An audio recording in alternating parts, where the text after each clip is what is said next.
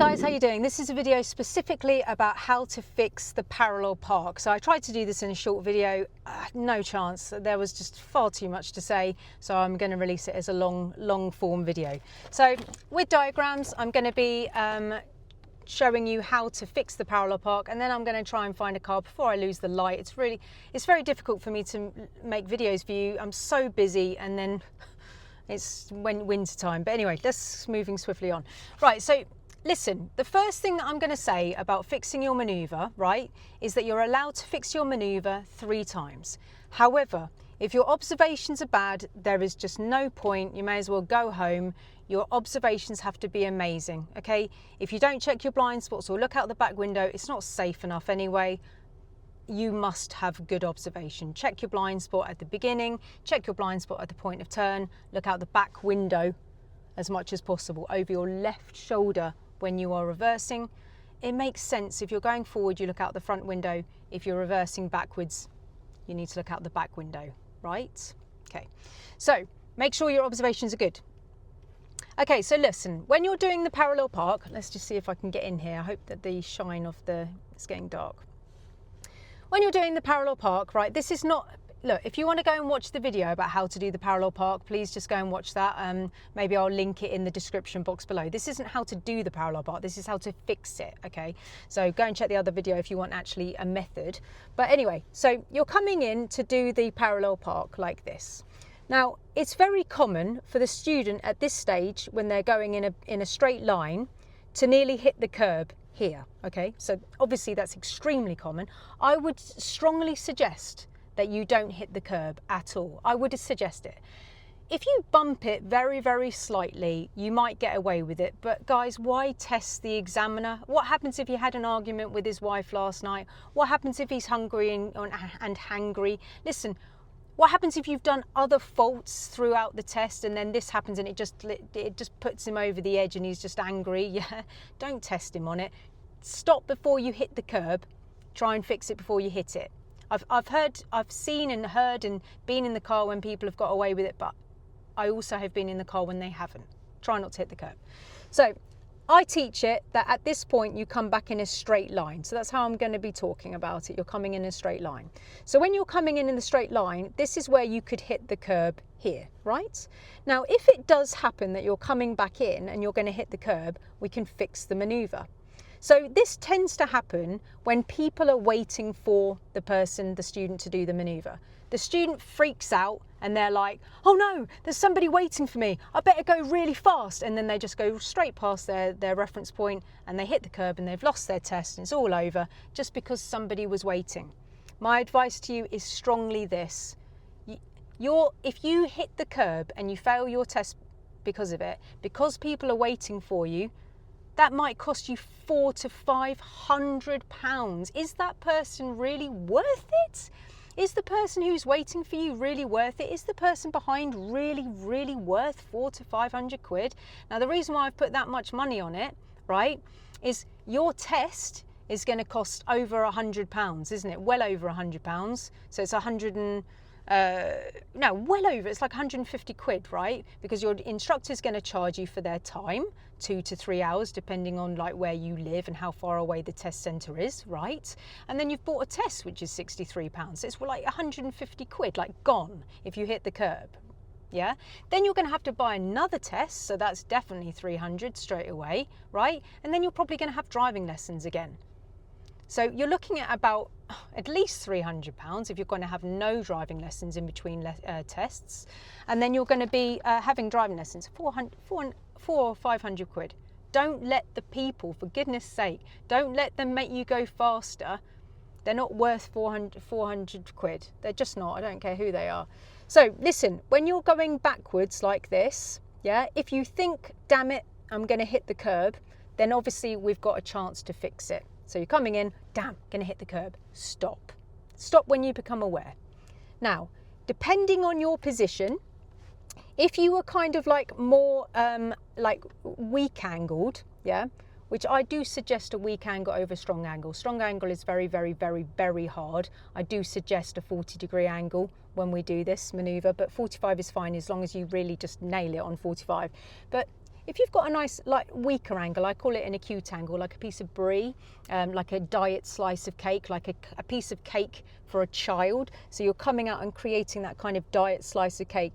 When you come back in, if you've got the situation where you come back in and you're actually got a little bit of space from you in the car, if you think, damn it, I'm going to hit the curb, then what you could do is you could just come in and just think, damn, I'm going to hit it.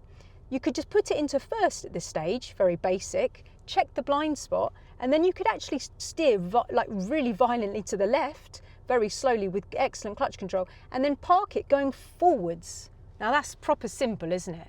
You literally check your blind spot, move to the left, yeah? Perfectly fine, yeah? See loads of people doing that, yeah? Now, if you're coming in and you think to yourself, damn it, I'm going to hit the curb, but I'm also lovely and close to the car, which would be great normally if I'd done it properly, but actually I can't go forward to fix it because I haven't got the space. If I go forward, I'm just going to go into the side of the car there, right? So in these situations, you could be like, okay, fine.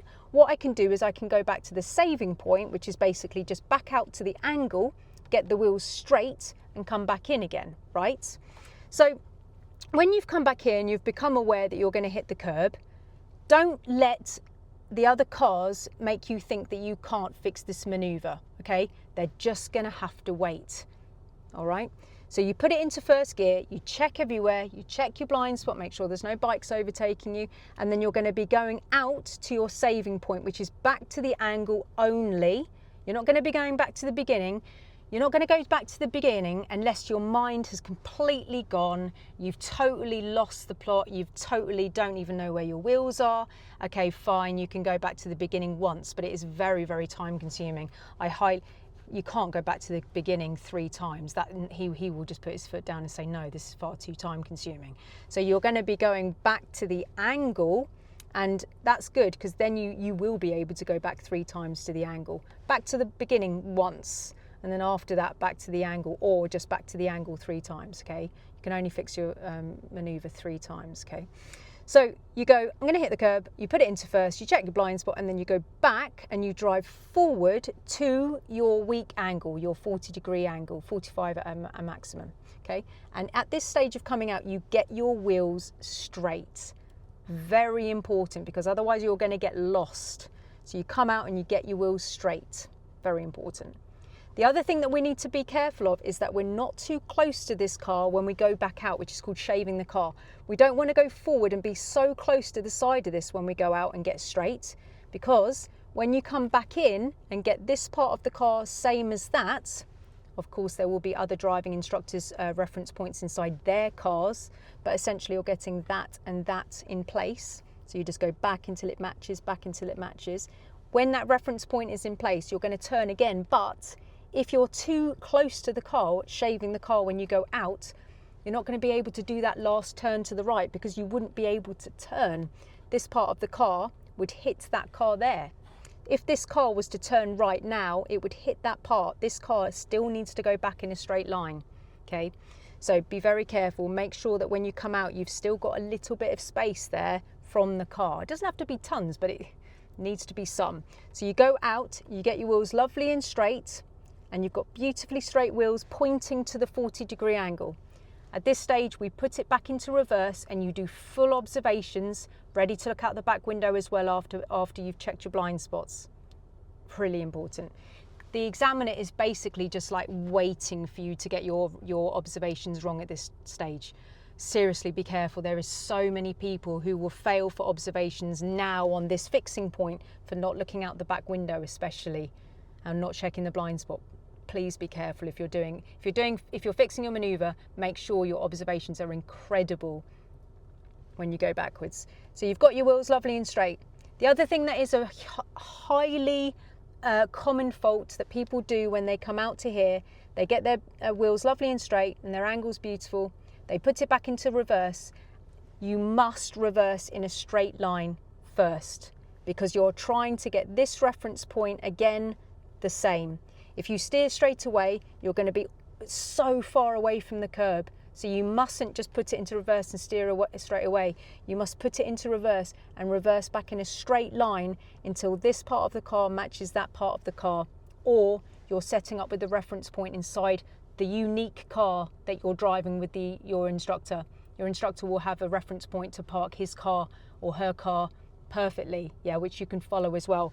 But essentially, this part of the car should match that part of the car before you do your final turn, which is kind of like a universal reference point, yeah? So like if this car was coming back in now and the back of the car was here matching that part, we mustn't steer yet. We must go a little bit further. And then if it's in the middle there, not far enough, go back again and meet that part with there. From the inside of the car, what you're going to see is that part of the car. See that big blocked out area where obviously the car is being held together, that big block there. That's the bit that you want to be matching to that part of the car. Yeah, so as you're the driver looking back at that big blocked out area there, you just keep on matching it together until it matches completely, or follow the reference point that your driving instructor would have given you, which is probably in the mirror. Make sure that when you're checking the mirrors, it isn't your primary place of checking, because otherwise you'll fail for observation. Make sure you're looking out the back window enough and then checking the reference points that your instructor has given you. Reverse back until you've got that lovely position and everything is matched up. Yeah, stop if you want to. I always say my reference point looks like a T, like a capital T. I always say stop for T because it's so important. If the T goes wrong, you are pretty much screwed, yeah? You'll either be too far away if you've done it too early, or you're going to hit the curb if it's too late, and that's a disaster. It's better to be further away, to be honest, because at least you won't fail immediately. When you go back in, stop for T, or stop when you've got your reference point. If you're my student, you'll understand what I'm saying. Stop for T, make sure it's all right, and then do your final turn, which will make you then come in straight like that, okay? So we've now discussed to come in, straight in. If you think you're going to hit it, you could go back out, okay? Come back in and revise the last reference point, which I've just gone into a lot of detail.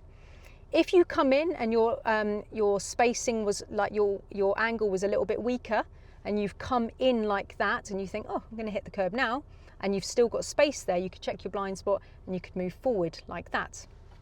Yeah, so you can move forward, drive forward, as long as your observations are amazing, okay? It's okay.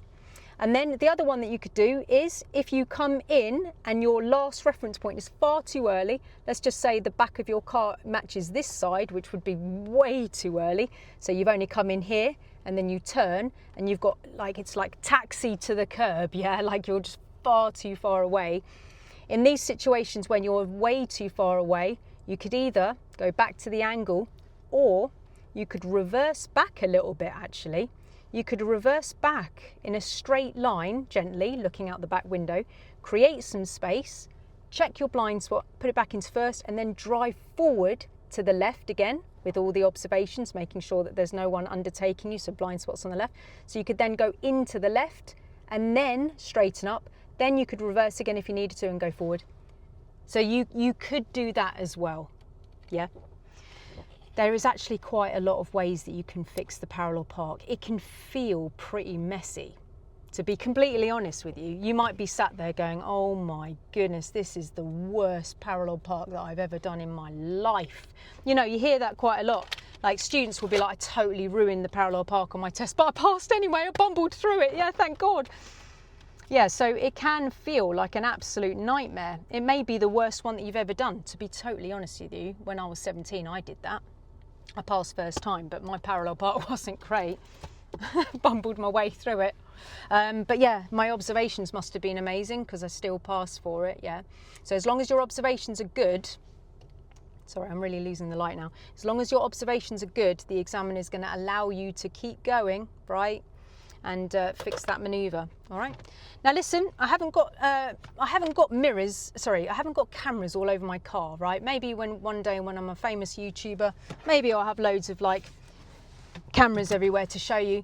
I don't really want to put my camera outside the car on a tripod because can you imagine if I was just doing a parallel park and then someone just nicked it? I mean, can you imagine how crap that would be? Just like trying to do a maneuver for YouTube and then someone goes yoink. Yeah. So I'm gonna try and find a car now, and I'm gonna do it from inside the car so you can see it from my perspective. All right, and I'll try and put it all together. All right, and I really hope that my my sort of like diagram picture helps and you can put it together. Right, let's go and find a car. Okay guys, so I'm going to do it from the saving point here. Okay, it's taken me ages to find a car. It is so busy, right? Anyway, so I'm going to do the saving point from here. So I'm facing downhill so I can use a rollout, which basically means I can use the gradient to my advantage. I'm not going to be lifting the clutch at all. I'm just going to be releasing the brake and rolling forward. I'm just going to wait for this fan. So I've got to do really good observation. So basically, this is my saving point back to the angle, okay? Back to the angle only. Checking from the left all the way around, checking on my blind spot, making sure that it's okay. A bike's gone past me. So I'm just going back to the angle, guys, just the angle. Okay, so moving out, there's no one around. I'm going back to the angle only, just the angle. Okay, straight wheels, straight wheels, straight wheels, okay? Handbrake on, into reverse, check the blind spot, look out the back window, look out the back window. I'm going uphill, going backwards, looking at the back window. Going to my reference point, stop for T. I'm going to stop there because I wanted to make sure it's perfect, checking everything. Finding the bite, one turn to the right, and then that will finish the maneuver. Okay, and then when I'm in line, one turn back to the left again. Okay, so that's that method. Gosh, the hill's big here. Okay, so that was the how to go back to the angle, okay? So let me just show you how to do it when you're going forward and you can basically pull it forward, all right? Let's try that. So checking all the way around, making sure that it's okay, checking on the blind spot, making sure that there's no bikes or anything moving, right? So what I'm gonna do is I'm gonna come back out with the blind spot, coming out, making sure I've got space from the car, and I'm gonna just weaken my angle a bit, so this is a possibility, showing you. Handbrake on, straight wheels, straight wheels, straight wheels. So important, straight wheels. Back into reverse, checking everything. Reversing back, I'm deliberately going to get it wrong, so it looks like I'm going to hit the curb. So I'm going to go back, back, back. Deliberately going to get it wrong now. Just about to hit, just about to hit. Stop there, just about to hit, handbrake on. Check the blind spot into first gear, not that I'm going to use it because I'm just going to be like using roll out here. Handbrake away, checking my blind spot, release the brake, steer really quickly towards the car. Straighten up. Oh, it's really dark. I'm not sure whether this is going to come across. Okay, so I'm just going back to the saving point. So checking, checking, checking, and then checking the blind spot, no one around, going back to the angle, back to the angle. Okay, and then straightening the wheels, straightening the wheels, straighten the wheels, so flipping important. Back into reverse, checking everything, checking out the back window, blind spot, and hill stop. And stop for T, handbrake on, look everywhere, and turn once to the right. Guys, you don't have to stop. You don't have to stop for T, but that's just the way I teach it because it's so important that it's right. Checking out the back, just as I'm coming straight, one turn to the left. Okay, so just to recap. So as you can see, we can go back to the angle, and this fix can be done up to 3 times.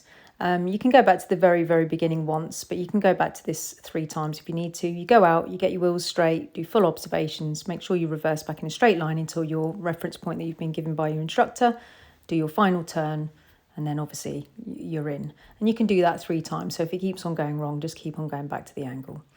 The max distance from the curb at the end can be up to a drain width away, so anything in that realm will be fine. And the second example that you can use is that you can look around after you've gone out.